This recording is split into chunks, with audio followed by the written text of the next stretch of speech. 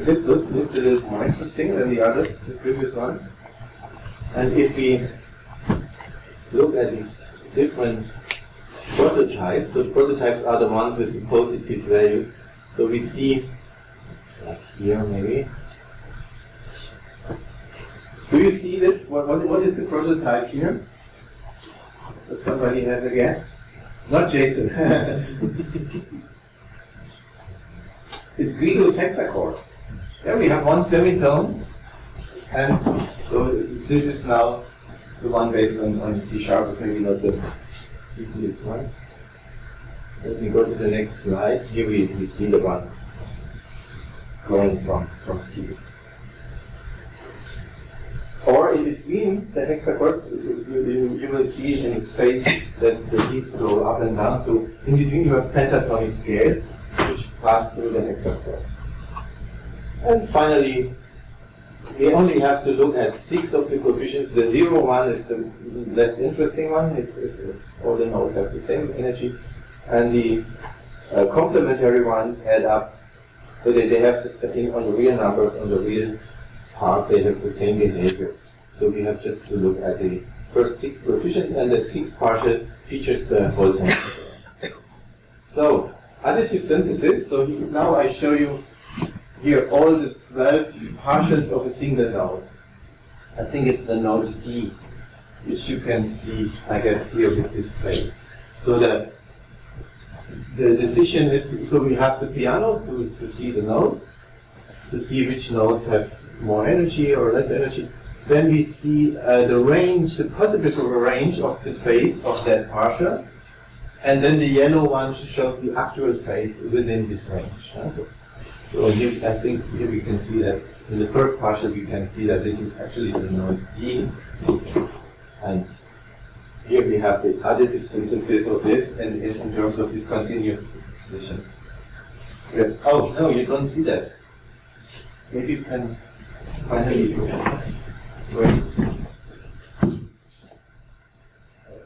Not sure it'll stay. That's Yeah, it does have a little not tightened up there. Or whenever we need, I will do this and then. Could you have seen? Or a more interesting chord relating to yesterday's lecture is the Prometheus chord, based on A here, showing a lot of energy at a 6 partial, because it deviates from the Boltzmann scale in one single note, the Prometheus chord, and also octatonic energy we can see here. But the most prominent is the 6 partial. Here it is as a superposition.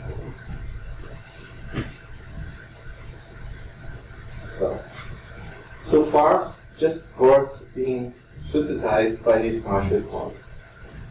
So now a little some comments. I guess you all know this, but so in the written paper of the proceedings, I give a little summary of what David Duane's idea was when he came up with in a 59 paper with his ideas.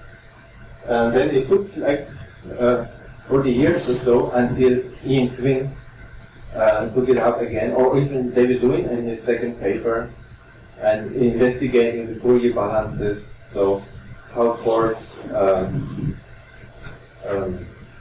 have certain qualities. So it was, in Jason's approach, it was a certain approach within a broader attempt to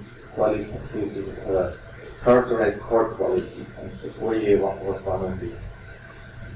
Later, and I think the crucial moment was when Ian Quinn described his thesis at a meeting in Chicago in 2005, I guess. Emmanuel was his respondent, and I think that gave a lot of impact to you to go on with this. And so the result is now this fantastic book and the series. And for the analytical side, Jason comes up with at least 2 articles every year or more, exploring all the, really taking all the music theoretical knowledge, all the analytical questions we have, and look at the answers in the Fourier domain. it's just nice also to, I gave the students some papers, and then the idea was how I can make them read the paper like the Debussy paper. So one thing I did is a tour where it's written in Mathematica, but one can use it with the Mathematica player, which is free, so they can use it. So they can click the characteristic function here, and then they see the Fourier transform in terms of these square. So really to compare it with the tables in Jason's papers, this is the clock representation of the phase, so really like 12 o'clock and not like big mathematicians do it. And then you have the square magnitudes here. Okay, so one can see this. Just if one has done in class the interval function and the Z relation, one can do that experiment then. Just take a Z related pair. So you see, you have to remember these energies 2, 4, 5, 4 to 1, yeah, of that chord here, C, C sharp, and E, F, and G, and then there's a Z-related one, and you see the same energies, but you see the phases behave quite differently. So, and not, one has of course to know how chords behave under transposition, but to see that this is not transposition, but that this is it. But this is the first thing one can do. And then the next challenge was to look into pieces and to see how the Fourier behaves. And I think I started with this 2 years ago. I wrote a program in Mathematica to take a MIDI file to produce frame by frame. This is now Chopin's E minor prelude. And you see here, it was an earlier version of these representations. They are not so nice as the ones I showed you before. You see the 6 partials in real time. We don't have sound.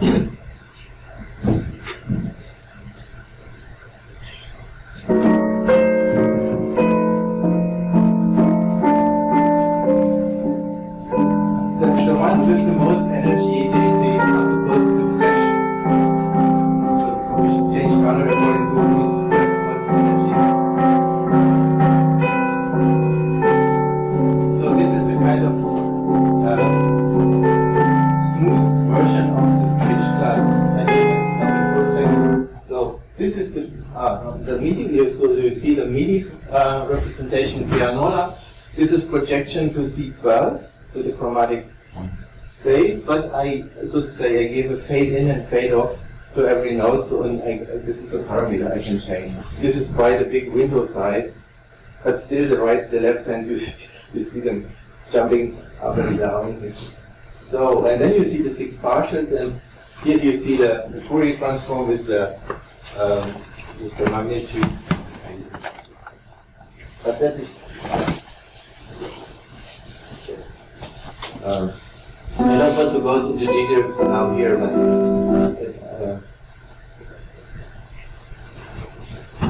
we were looking at several pieces and asking several questions. I will go to others now in this talk.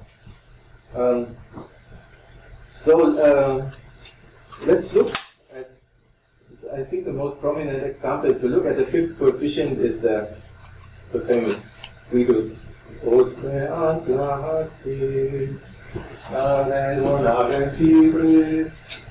and so forth. So we have the hexachord, and all these segments, each choral line of the. Actually, it's we should sing it not today, but in a couple of days. This is dedicated to St. John, and I think it is 26th of June, no? Or 24. 24. So we are almost there. So it's a good occasion to celebrate this year. And everybody is aware that this was the teaching of the tone system, of the medieval tone system, based on these syllables. So it's composed at the occasion to have each syllable. So each choral line starts on one of the syllables, and they go up. But interesting for us here is that all these are subsets of the hexatonic, and we see of the hexachord, sorry.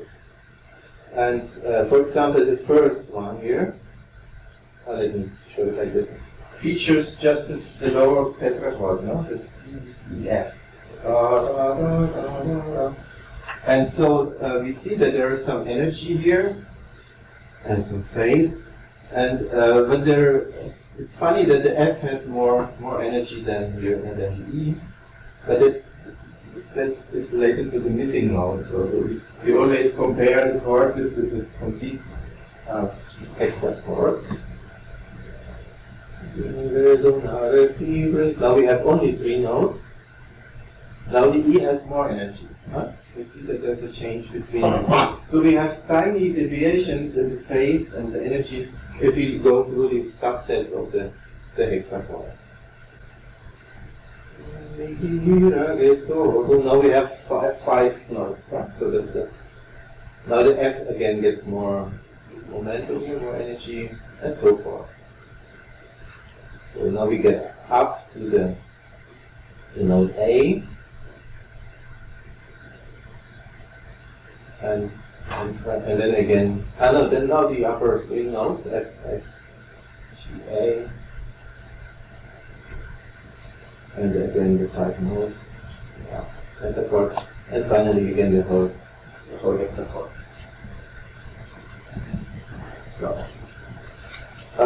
So the next step, so this is like looking at isolated Fourier coefficients, understanding these phase shifts, and the next step is looking at two, I mean, we have seen it yesterday, nicely shown in Jason's paper, where he was looking for the directions of the contextual transformation.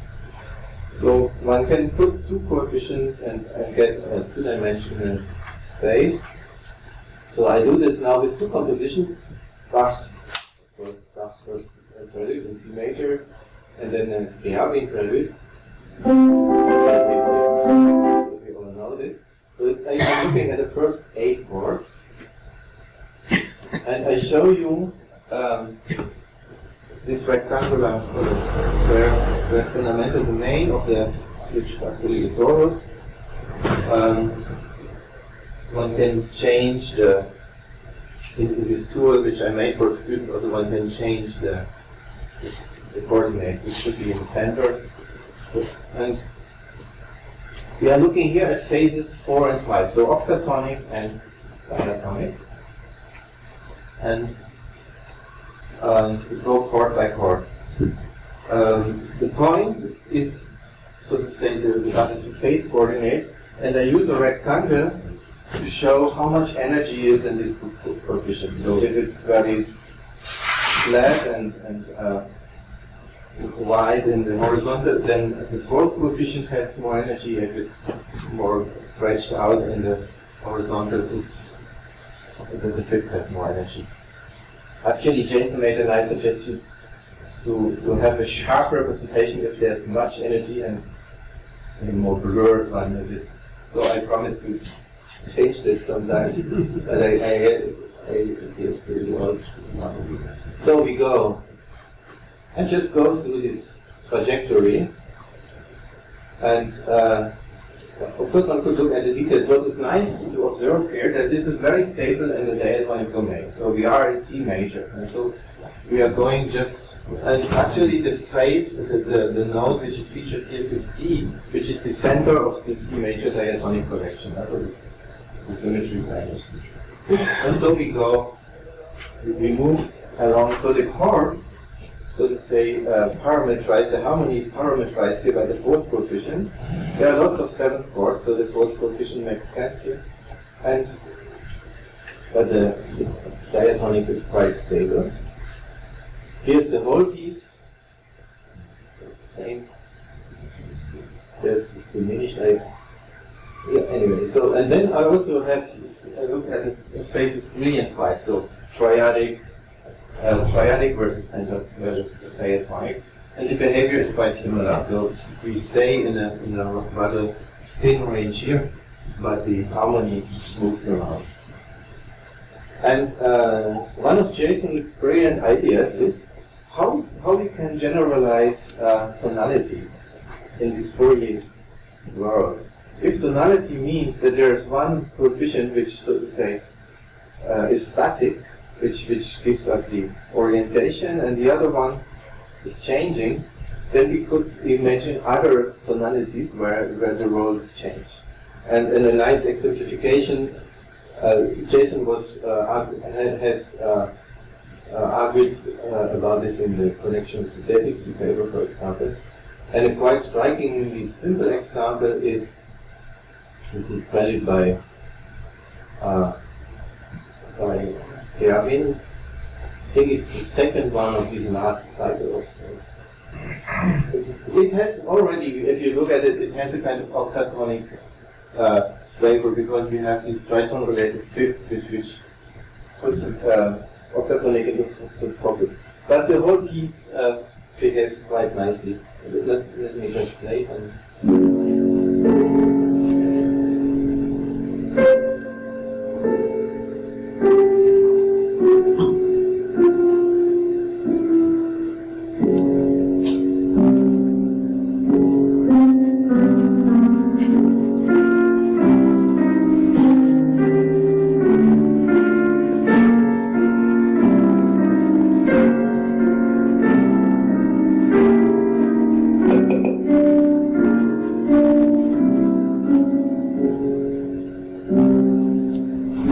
Actually, one should compare it with Chopin's second value, which would be another thing.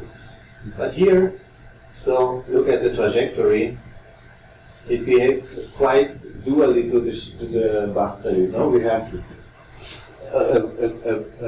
quite a big diatonic range, while octatonically it's static. It's safe. So I will skip this one. It was just an example where the behavior is more wild. And I was looking just for an atonal piece and you see a little more wild trajectory. But I would like to go to other examples.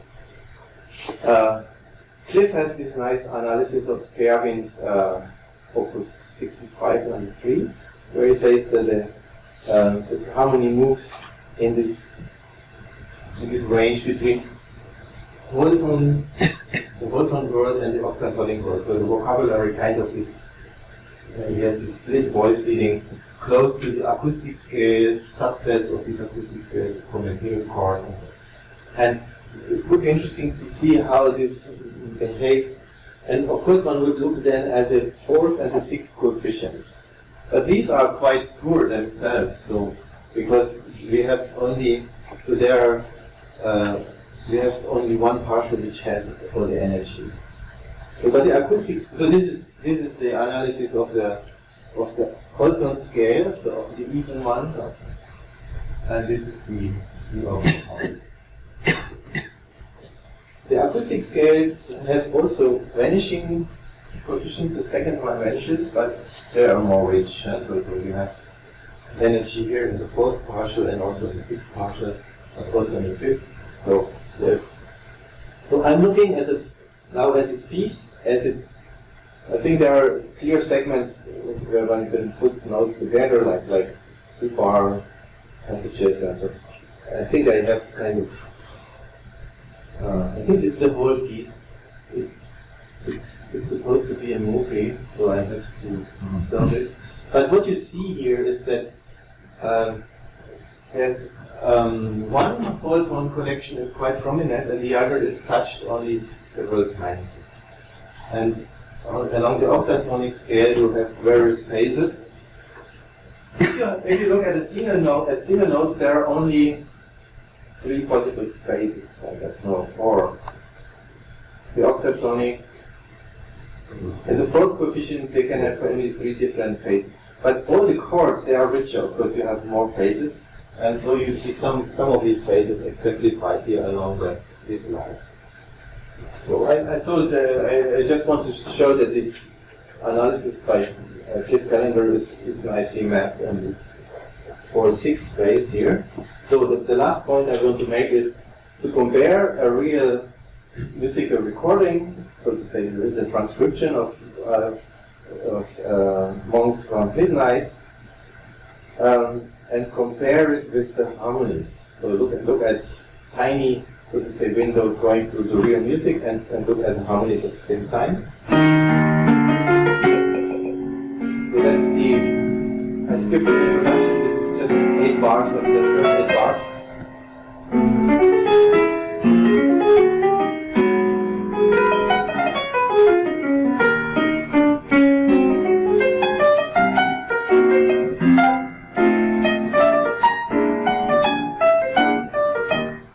So I made 3 little movies. In the first movie, we moved with a window of a quarter note. There's a little fade in, fade out, and this moves through the piece. And at the same time, we look at a free analysis of the harmonies. So, harmony.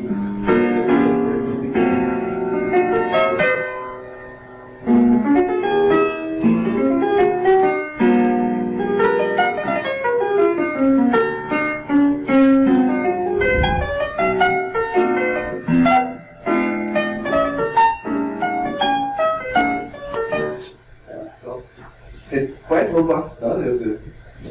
So next one, half measures. Or maybe I skip this and go to the full measure, which is still traceable. So the red moment here is a diminished chord. It says, I don't know the phase, so I take the 0, 1 or so. So there is a hesitation for the analyst to do something. And you see, if you go wider, the diatonic shrinks. I want to put this in. It goes more and more focused, and actually it's A8, which is the second degree of G flat major, which is in E flat minor. No? It's the key of E flat minor, which is what is the case here. So.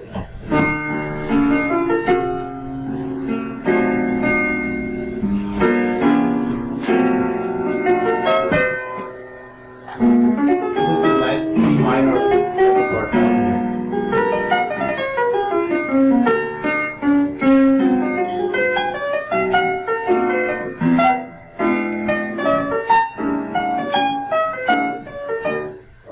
This E minor chord is a tritone substitution of an F, so it's on the diatonic you see this, but on the octatonic it doesn't matter so much. So it's still here in this. So maybe this is enough for this talk. Do you have the representation of the last chords, which are really fun in this piece? The last chord. The last chord. With the E, with a sharp 11. Yeah. The last chords are really fun. Did you I mean, represent how it? do we present? I have the score. Maybe you can just. Yeah. Okay. It has this the typical sharp 4. Just the end is really fun and complex. To represent it, I didn't know if you did it or not. I just did brute force. I took the MIDI file Okay. and I put the harmony symbols and then outputted the chord and then the third chain. Okay.